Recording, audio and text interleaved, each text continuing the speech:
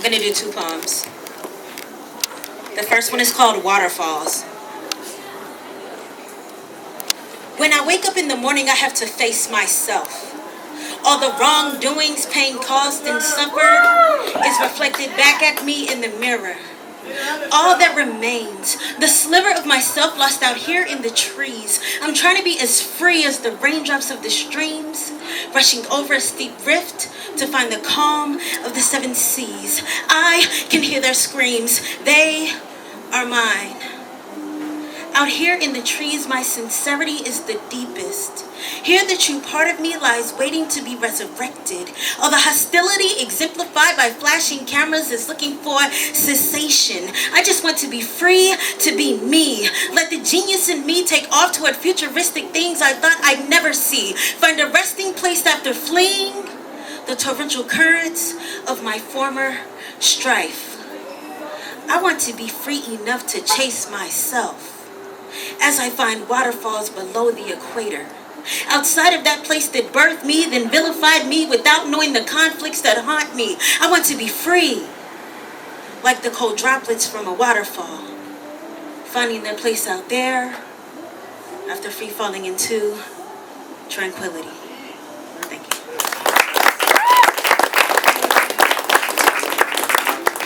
I am an Army veteran, and I'm trying to brand myself as like a 21st century war poet. And this is the first poem I ever wrote, actually. It's called War Songs. It makes me emotional. War Songs.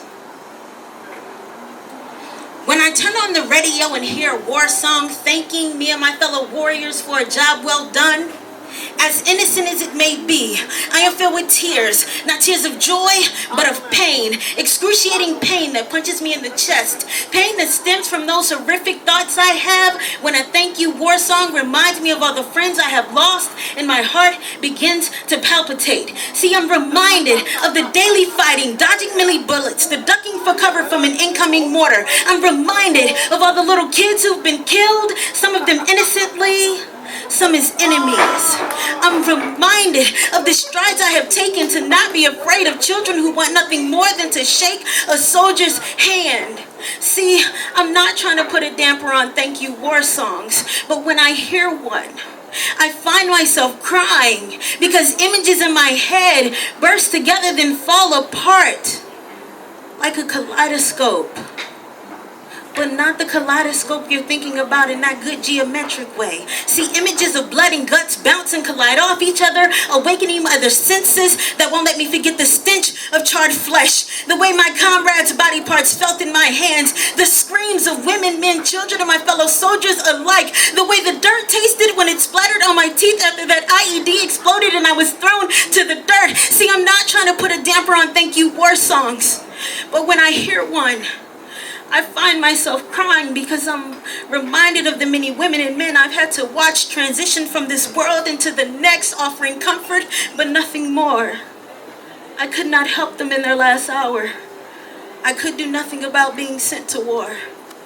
I can't do anything about the tragedies that come along with war, but I can't ask you to please not sing me another war song.